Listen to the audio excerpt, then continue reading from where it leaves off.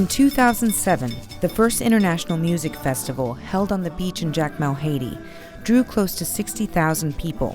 They came to hear acts like Ram, performing their unique style of Haitian voodoo roots music. Jacmel is really, like we say, a tourist town. So we sort of know how to receive people. Paula Hippolyte, a community leader and arts promoter, told me Jacmel is considered Haiti's cultural capital.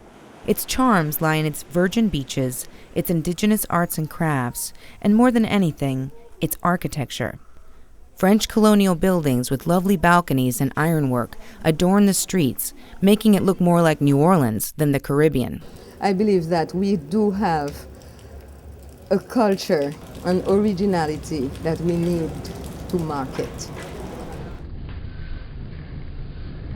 But the earthquake that hit on January 12th wreaked havoc on this small seaside town.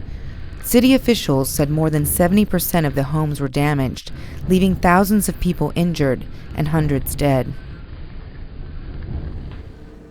I decided to go back to Jacmel to see how it had survived the quake.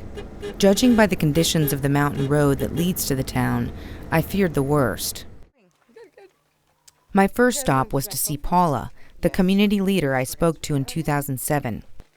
Her house was spared, though some walls cracked. So it becomes a little bit risky should there be another quake. But her damage was minor compared to other buildings she showed me on a tour of the city. This is Rue Sainte-Anne, Sainte-Anne Street. It's the home of papier-mâché artisans. This used to be a house, 2 stories. Wow. Yeah.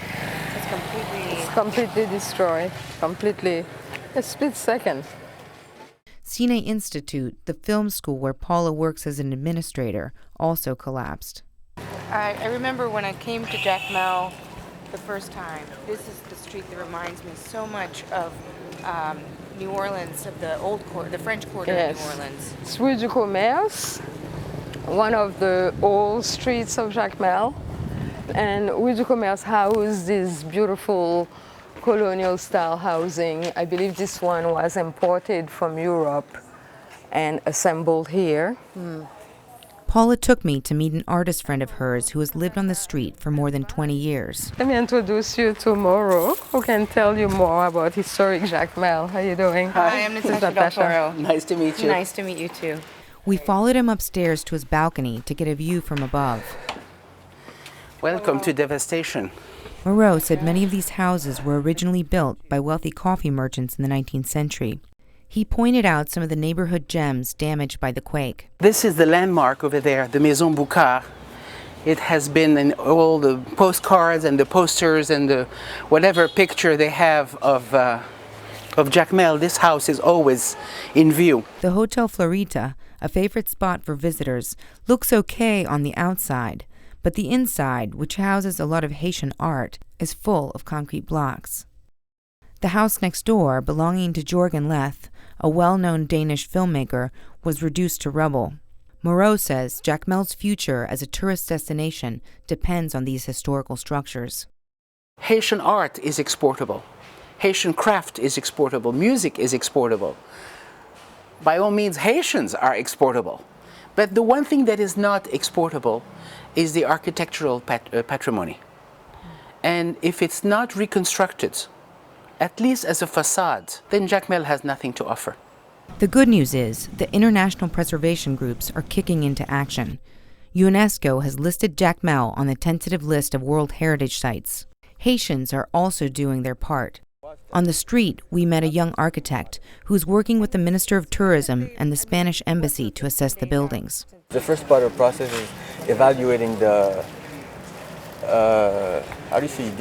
Damage. The damage in the historical center.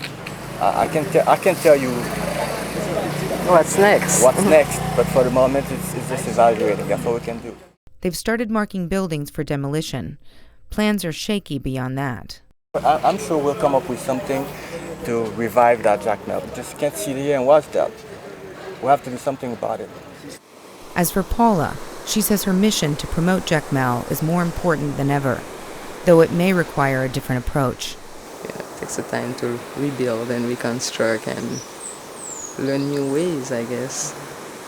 I'm Natasha Del Toro, reporting for Time.com, Jacmel.